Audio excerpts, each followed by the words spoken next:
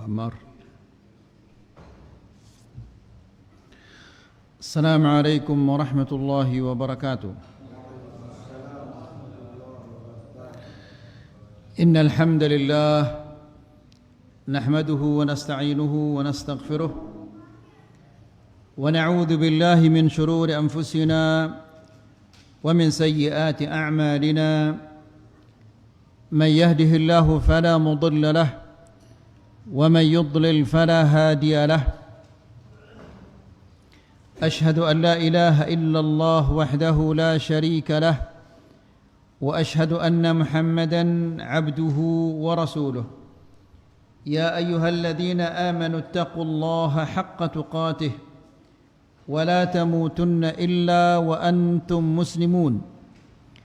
يا أيها الناس اتقوا ربكم الذي خلقكم من نفس واحدة وخلق منها زوجها وبث منهما رجالا كثيرا ونساء واتقوا الله الذي تساءلون به والأرحام إن الله كان عليكم رقيبا.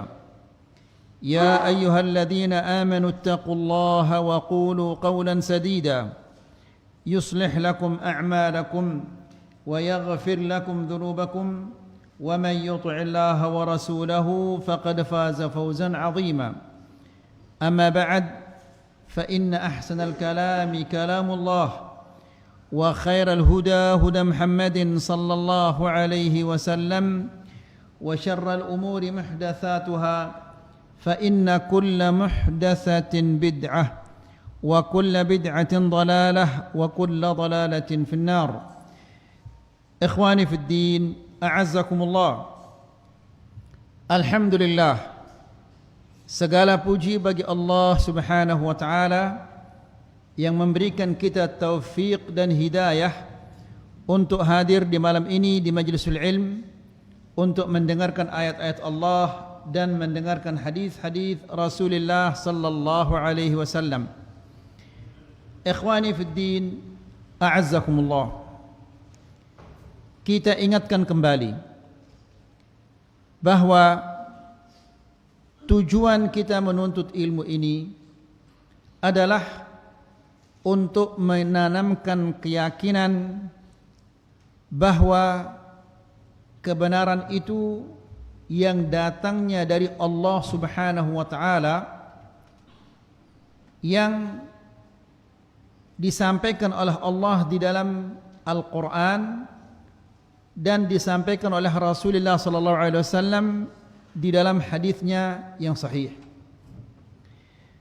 Kebenaran yang datangnya dari Allah Subhanahu wa taala itulah kebenaran yang dapat membuat hati manusia tenang, yang bisa membuat hati manusia bahagia. Kebenaran yang dari Allah dialah satu-satunya kebenaran yang dapat menghapus dan menghilangkan semua kebatilan-kebatilan dan keraguan-keraguan yang ada di dalam hati kita.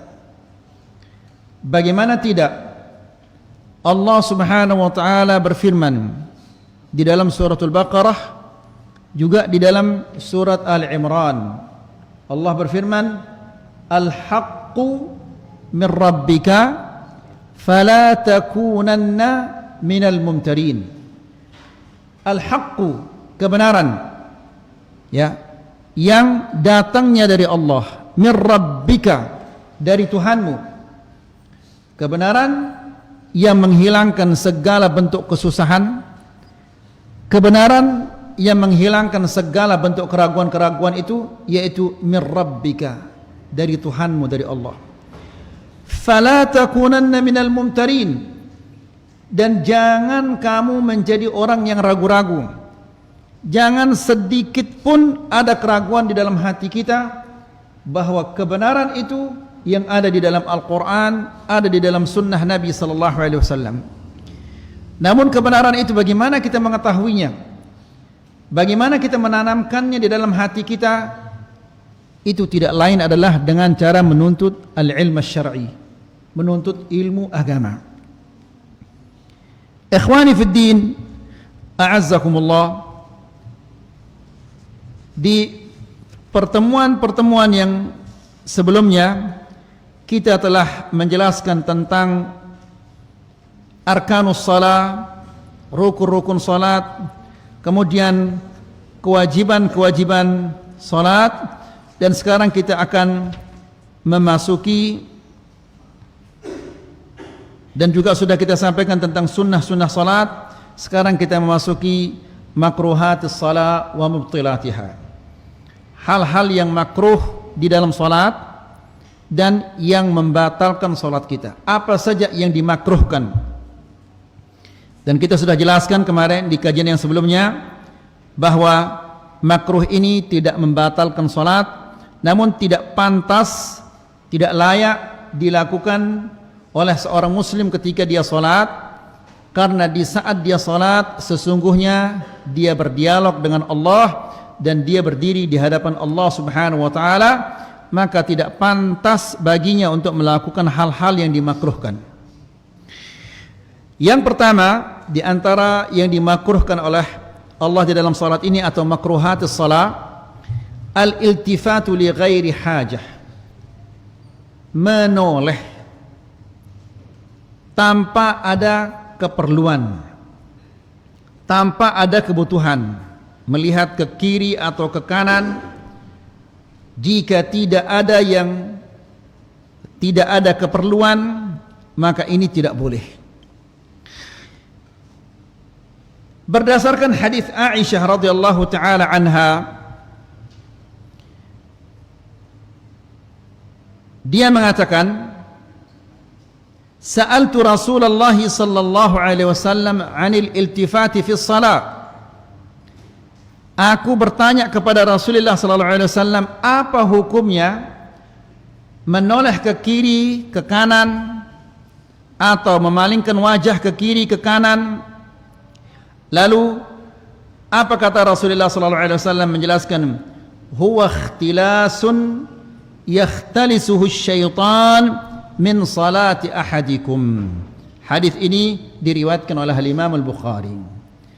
Lirikan ke kiri ke kanan atau menoleh ke kiri ke kanan tanpa ada keperluan, perhatikan, tanpa ada keperluan, berarti jika ada keperluan boleh dia menoleh ke kiri atau ke kanan. Ya, misalnya ketika dia melihat ada seseorang yang akan jatuh, ya, atau di sampingnya ada, di depannya ada ular yang akan menggigitnya, ya, atau hal-hal yang diperlukan yang lainnya, itu boleh dia lakukan. Namun jika tidak ada keperluan, maka tidak boleh dia melirik ke kiri atau ke kanan. Kenapa? Karena lirikan-lirikan ini, kata Rasulullah SAW, ikhtilasun yakhtalisuh syaitan. Ikhtilas artinya mengambil dengan cepat, merampas, mencuri dengan cepat. Yang dicuri oleh syaitan, yang diambil oleh syaitan dari salat seorang hamba. Ikhwani fiddin azakumullah, jangan entengkan hal ini. Kenapa? Karena nanti pada hari kiamat, ketika dia melihat nilai-nilai salatnya, dia akan mengatakan, ya Allah, kenapa kok begitu sedikit nilai salat saya? Ya, dia tidak sadar bahwa ketika dia salat, dia sering menoleh ke kiri ke kanan, atau memperhatikan sesuatu yang ada di depannya. Ya, mungkin ada semut yang berjalan, atau apa saja yang di depannya, itu yang diperhatikan. Sehingga ini semua adalah akan mengurangi nilai salat seseorang. Kemudian, wal iltifatu naw'an. Menoleh ini ada dua macamnya, yang zahir dan yang batin. Yang zahir yaitu ketika dia menoleh dengan matanya atau dengan kepalanya, menoleh ke kiri ke kanan, atau mungkin kepalanya tidak bergerak namun matanya saja yang ke kiri ke kanan. Ini obatnya bagaimana? yaitu adamul harakah, jangan bergerak. Sabar dan jangan bergerak. Tahan untuk tidak bergerak. Meskipun ada sesuatu yang bergerak di kiri kanan kita, pasti kita penasaran, apa kira-kira itu ya? Ya, kenapa kok sejadah saya bergerak? Kok tabir itu bergerak? Ada apa itu ya? Pasti dia ingin apa? Ingin melihat apa yang bergerak itu. Maka ini obatnya, jangan bergerak. Sabar, tahan dan jangan bergerak. Kemudian yang batin, ya, yang batin ini yang menoleh dengan apa? Dengan hatinya. Wa hadza ilajuhu sa'bun syaqqun. Ya. Melirik menoleh dengan hati ini obatnya sulit. Ya. Karena di dalam tempatnya. Illa ala man yassarahu Allah alaihi. Kecuali bagi orang-orang yang dibantu oleh Allah dan dimudahkan oleh Allah Subhanahu wa taala untuk mengokohkan hatinya, untuk membuat hatinya tidak bergerak ke sana kemari. Ya, ikhwani fi din azakumullah, dalam bahasa Arab hati itu apa? Qalb. Kenapa dinamakan dia qalb? Karena dia berbolak-balik, dia bergerak terus. Tidak pernah dia diam. Apabila hati ini diam, mati kita. Dia bergerak terus. Ya. Walakin min a'zamil ilaj. Akan tetapi obat yang paling mujarab, yang paling ampuh untuk membuat hati ini tidak kesana kemari, tidak menoleh kemana-mana, yaitu istihdaru azamatillah. Yang pertama, menghadirkan keagungan Allah Subhanahu wa taala. Ya. Kalau kita berdiri di hadapan presiden, di depan presiden, di depan gubernur, enggak berani kita menoleh ke kiri ke kanan. Kenapa kita di hadapan Allah Subhanahu wa taala kok berani menoleh ke kiri ke kanan dan tidak memperhatikan apa yang kita bacakan, yang kita baca itu? Orang yang seperti ini berarti dia tidak mengagungkan Allah Subhanahu wa taala. Ya, ingat antum ya ikhwah, seorang sahabat yang disuruh, yang diperintah oleh Rasulullah sallallahu alaihi wasallam untuk ngeronda. Ya, bersama temannya. Kemudian yang satu tidur, yang satu bangun salat malam. Ya, diintip dia oleh musuh, kemudian dipanah dia. Nancep panah itu di tubuhnya, dikeluarkan dia. Tetap dia melanjutkan salatnya. Dipanah lagi, nancap lagi di tubuhnya, dikeluarkan lagi.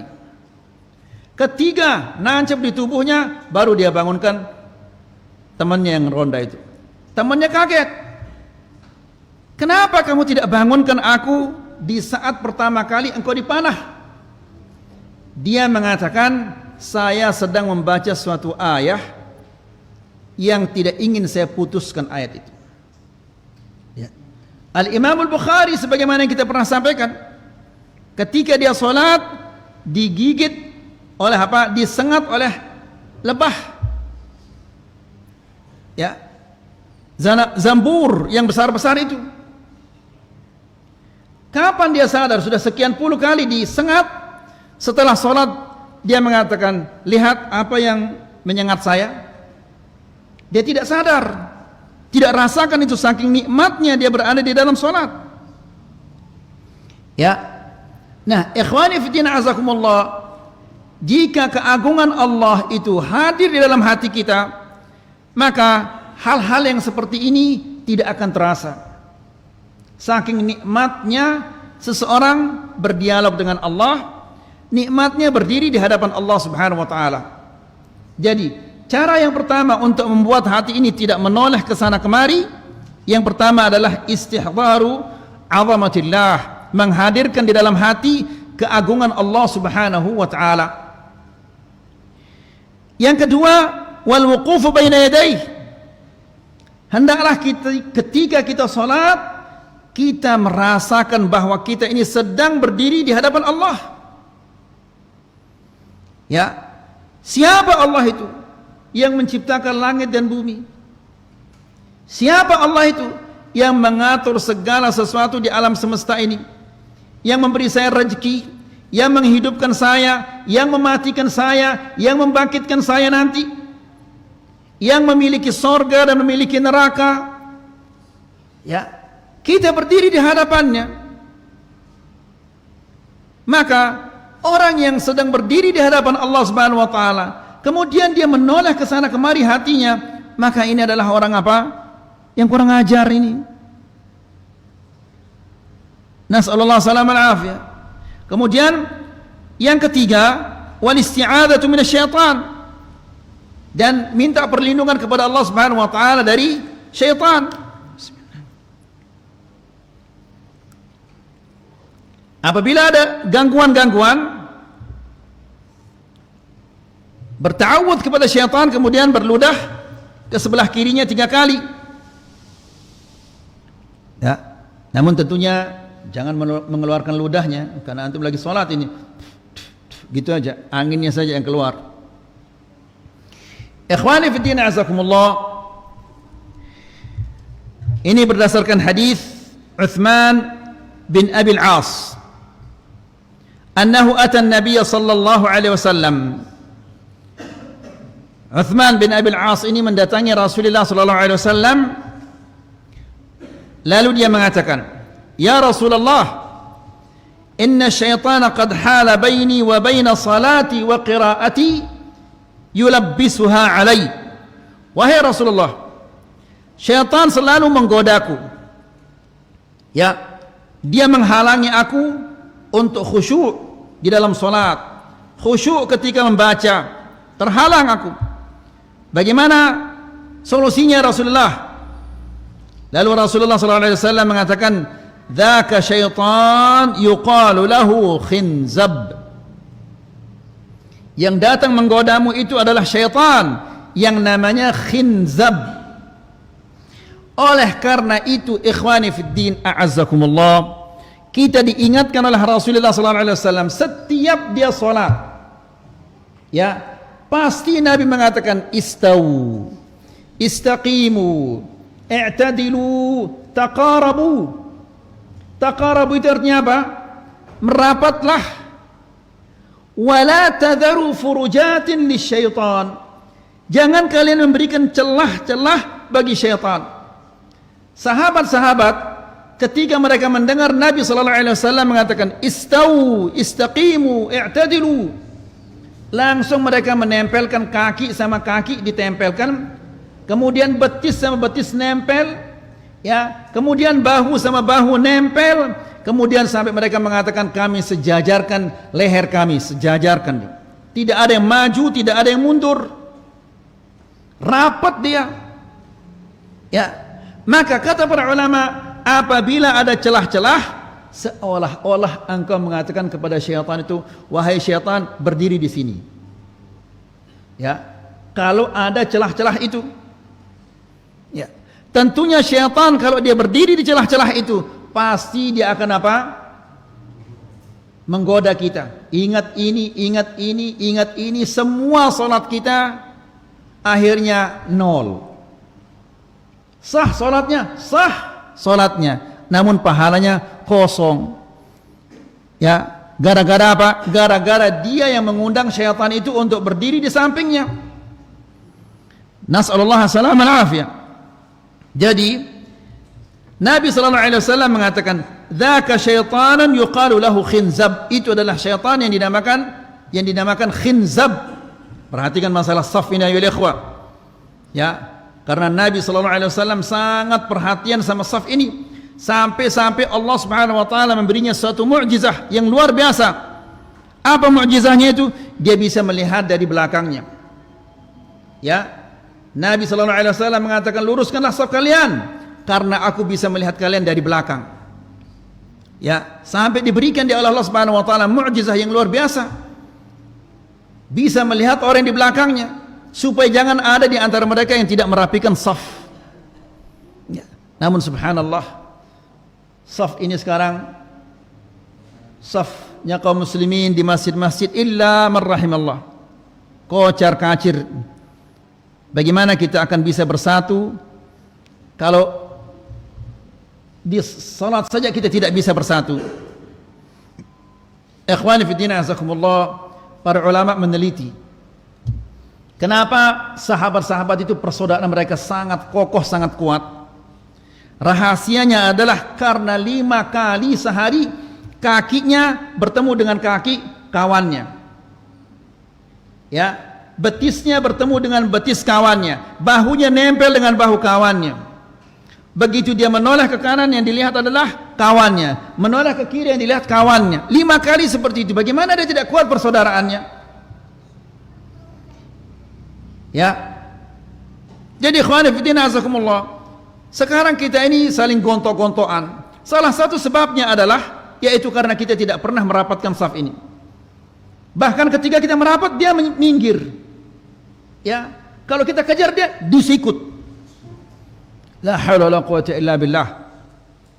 Kemudian fa idza ahsastahu, apabila engkau merasakan dia datang, syaitan yang namanya siapa tadi? Khinzab. Jangan antum namakan anaknya Khinzab nanti. Ya.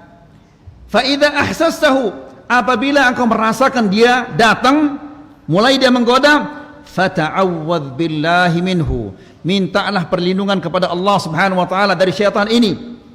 Bacalah a'udzubillah minasyaitonir rajim. Watful ala yasarika thalathan, lalu berludahlah ke sebelah kirimu 3 kali. Ya, sekedar mengeluarkan angin. Lalu kata Uthman bin Abil As, fa fa'altu dzalika fa adhabahu Allah anni. Saya amalkan apa yang diajarkan oleh Rasulullah sallallahu alaihi wasallam, lalu Allah Subhanahu wa taala menghilangkan dari saya gangguan-gangguan syaitan yang namanya Khinzab ini. Yang ketiga, yang kedua, raf'ul basari ila sama', memandang ke langit. Ikhwani fi din azakumullah, mungkin di tengah-tengah salat dia tidak memandang ke langit, tapi ketika takbiratul ihram yang pertama, sering kali kita melihat imamnya Allahu Akbar, dia memandang ke langit. Takbiratul ihram. Ini gerakan-gerakan yang seperti ini dari mana dapatnya? Mana dalilnya gerakan-gerakan yang seperti ini? Ya. Jadi yang kedua, ya, yang dimakruhkan adalah memandang ke atas. Berdasarkan hadis Anas radhiyallahu taala anhu, dia mengatakan, qala Rasulullah sallallahu alaihi wasallam, Rasulullah sallallahu alaihi wasallam mengatakan, ma balu aqwamin yarfa'una absarahum ila as-sama'i fi salatihim. Kenapa ada orang-orang yang memandang ke atas ketika dia salat atau di tengah-tengah salat mereka? Kenapa mereka memandang ke atas? Ya, ini orang yang tidak punya akhlak. Allah di hadapannya atau dia berada di hadapan Allah, berani dia memandang ke atas. Fashtadda qawlahu fi dhalik. Lalu Nabi sallallahu alaihi wasallam menegaskan dengan keras, melarang mereka dengan keras dari perbuatannya ini, sampai-sampai dia mengatakan layantahunna an dhalik, hendaklah mereka berhenti melakukan perbuatan ini. Aw la tukhtafanna absaruhum, atau Allah Subhanahu wa taala akan menyambar penglihatan mereka. Ya. Bisa jadi Allah Subhanahu wa taala menjadikan dia orang yang buta. Bisa jadi Allah Subhanahu wa taala menjadikannya orang yang melihat namun dia tidak melihat kebenaran yang ada di depannya. Dan ini lebih parah. Kalau dibiarkan oleh Allah Subhanahu wa taala melihat namun dia tidak bisa melihat kebenaran yang ada di depan matanya. Nas'alullah salam al-afiyah. Yang ketiga, iftirashu dhira'ain fi sujud, menghamparkan kedua lengan bawah ketika sujud. Ya, seperti ini ketika dia sujud. Bukannya seharusnya dia renggangkan, namun justru dia seperti ini menghamparkan kedua tangannya ketika dia sujud. Ini berdasarkan hadis Anas radhiyallahu anhu anin Nabi sallallahu alaihi wasallam, dari Nabi sallallahu alaihi wasallam, dia mengatakan i'tadilu fis sujud, i'tidallah ketika sujud. Maksudnya adalah hendaklah setiap anggota tubuh kita mengambil posisi sujud. Kita diperintahkan untuk sujud di atas 7 anggota. Apa itu anggota badan? Yang 7 itu apa?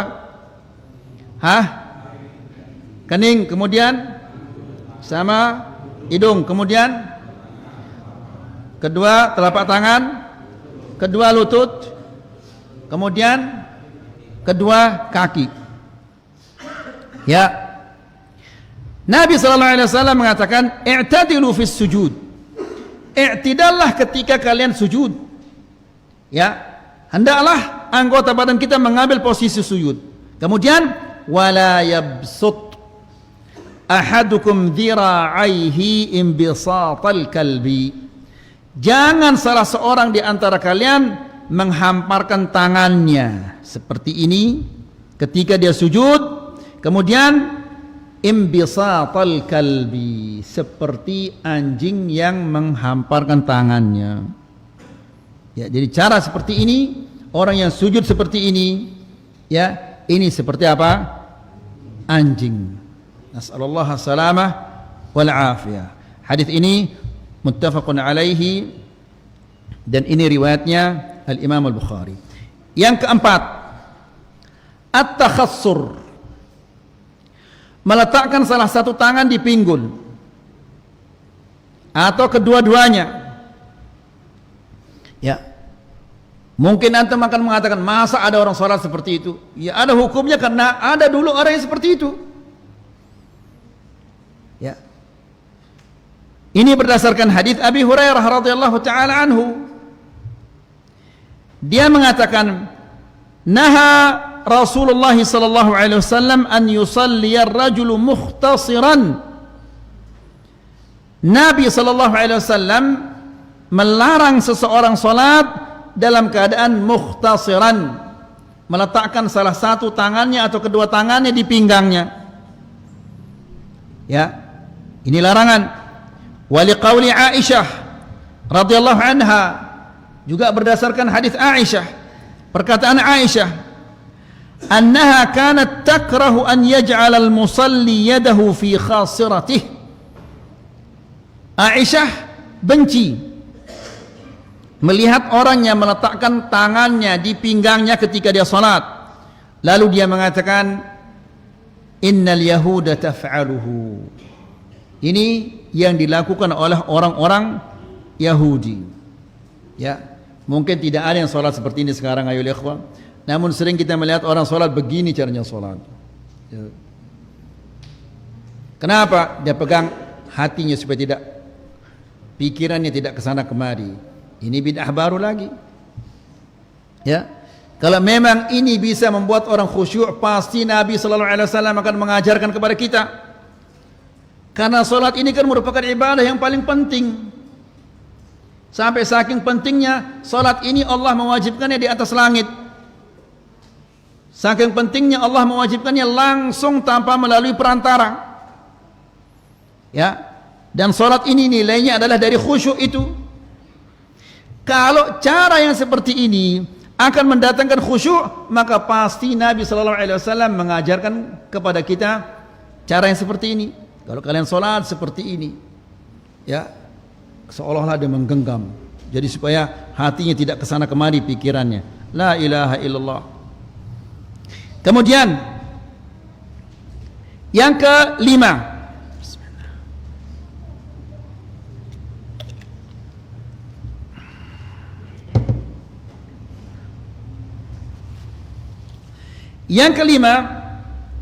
an-nadharu ila ma yulhi wa yushghil, memandang sesuatu yang dapat melengahkan dan melalaikan. Apakah itu sejadah atau apa saja namanya, yang bisa membuat kita lalai lengah itu harus disingkirkan. Ya, apalagi di zaman sekarang ini sujadah ini aneh-aneh. Ya, sehingga membuat orang ketika dia salat Allahu Akbar, ini bunga apa ini? Bunga melati atau bunga anggrek? Ini masa begini? Terus dia putar kepalanya untuk supaya dia tahu ini bunga apa ini kira-kira. La ilaha illallah. Ini berdasarkan hadis Aisyah radhiyallahu taala anha. Perhatikan hadis ini baik-baik ayo ikhwah. Ya, dan lihat pelajaran yang penting sekali dalam hadis ini.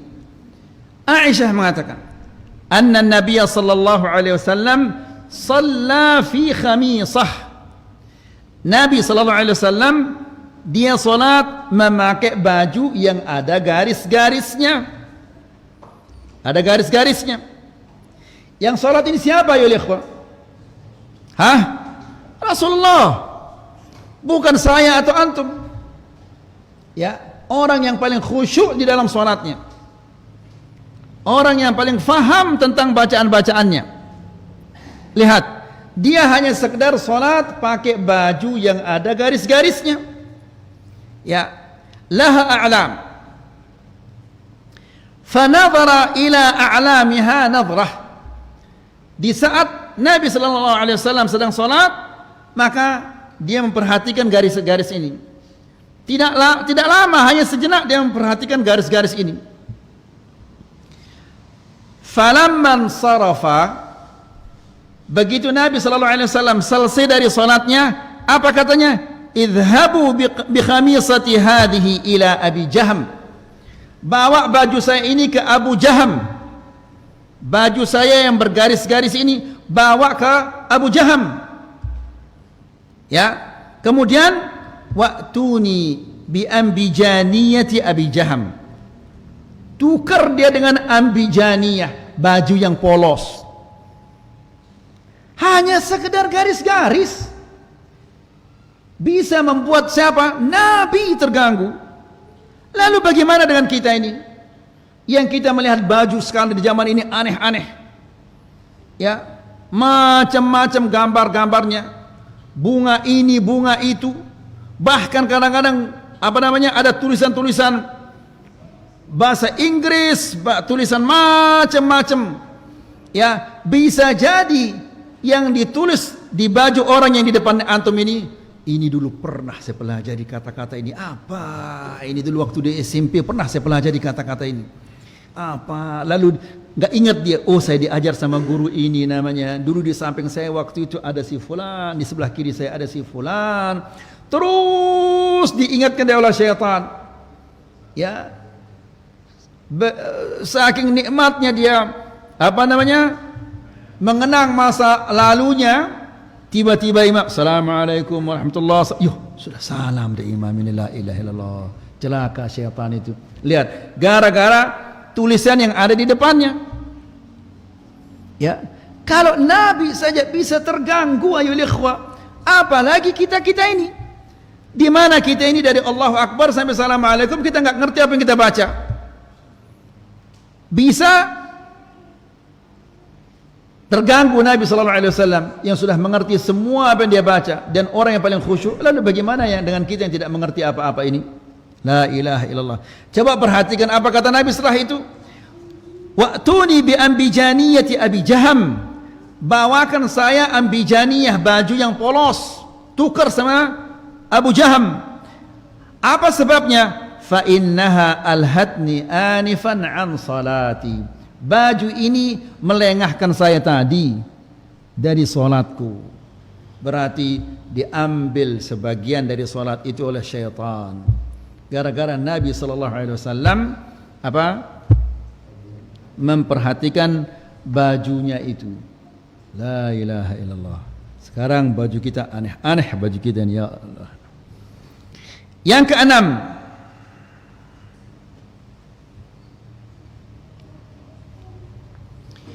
keenam, hampir mirip dengan yang kelima. As-salatu ila ma yushghil wa yulhi. Salat menghadap sesuatu yang melalaikan dan melengahkan. Ya, salat menghadap sesuatu yang melalaikan dan melengahkan. Ini berdasarkan hadis Nabi, hadis Aisyah, hadis Anas radhiyallahu taala anhu.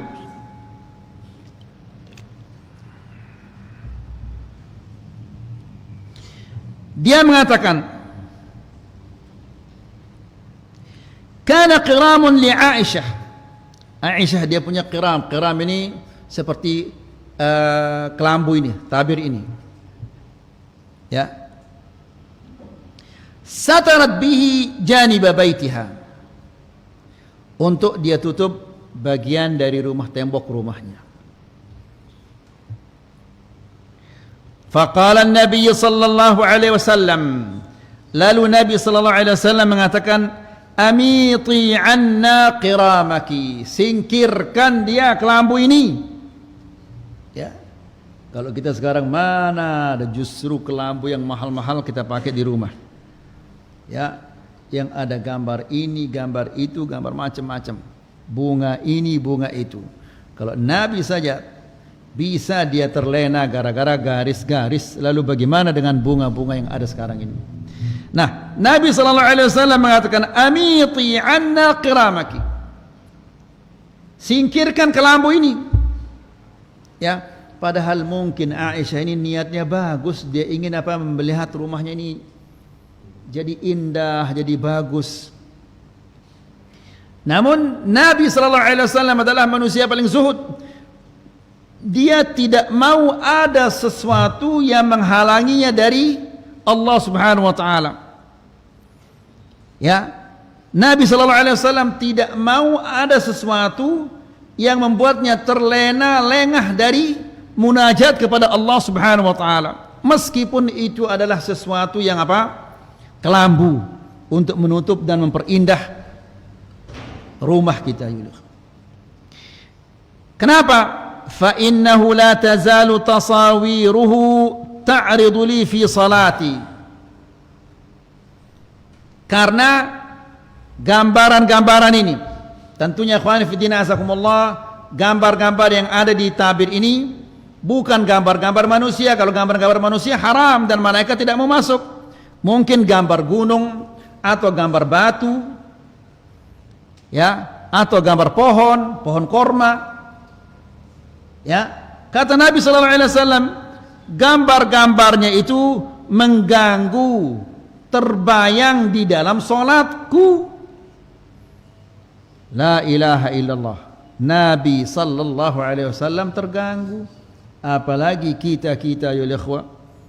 La ilaha illallah. Jadi kalau ingin ya solat kita, pahala solat kita penuh, banyak, singkirkan apa saja yang akan mengganggu, mengurangi pahala solat kita. Termasuk apa? Tabir-tabir ini, kelambu-kelambu ini, gorden-gorden ini. Kalau mau ya silahkan yang putih kalau memang harus, tapi kalau sudah bercat begini untuk apa lagi pakai apa namanya? Pakai tabir, pakai gorden. Ya. Kalau banyak dicoret-coret sama anak-anak, ya itu tanda bahwa kita ini punya anak. Ya, dicoret sana, dicoret sini, ya wajar kita punya anak. Dan alhamdulillah dicoret-coret sama anak-anak. Berarti kita ini rumah tangga yang luar biasa ini. Kemudian yang ke-7, al-iqa'ul madhmum, iqa' yang tercela.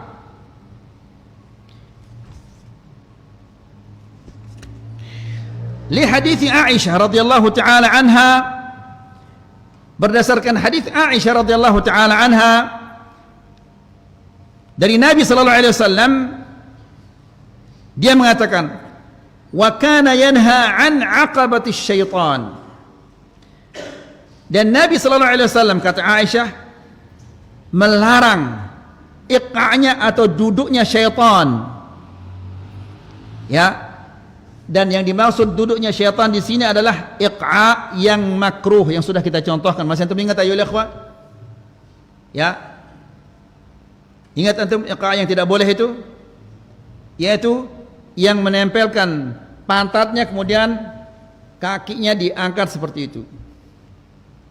Saya bisa mempraktekkan ayo ikhwah. Ya.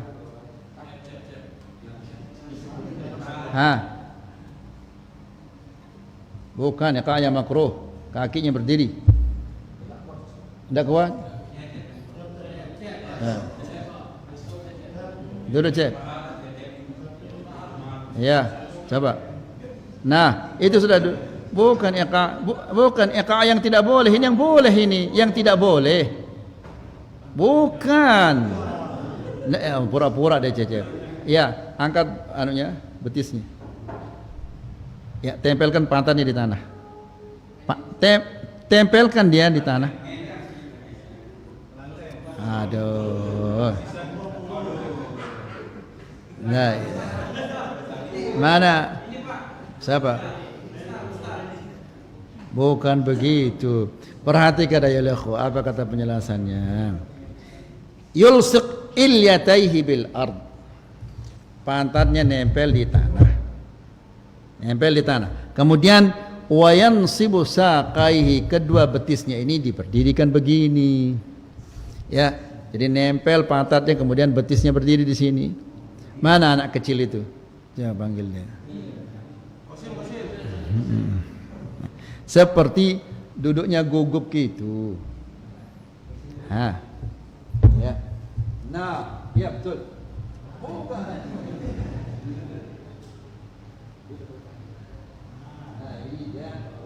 Ini tidak boleh. Pokoknya pantatnya nempel di ya.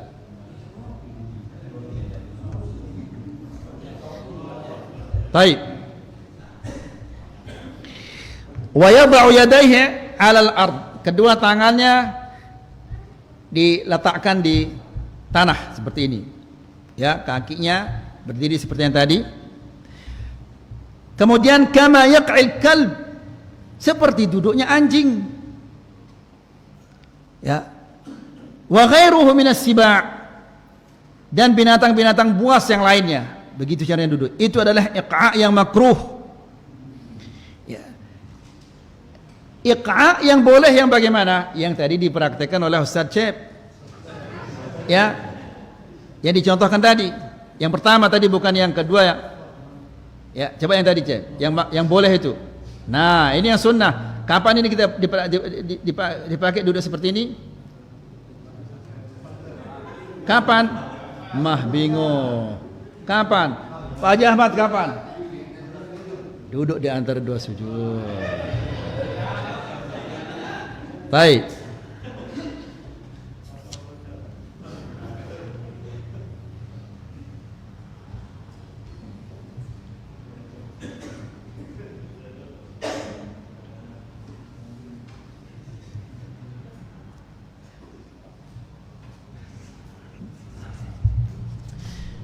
Kemudian ikhwani fi din azakumullah,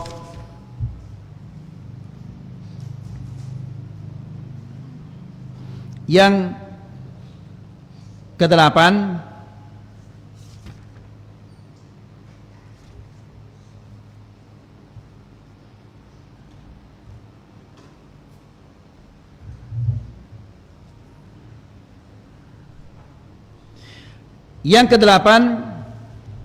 abathul musalli bijawarihi, memainkan salah satu anggota badannya, imma dia garuk kepalanya atau telinganya atau macam-macam dia mainkan. Au makanihi li ghairi hajah,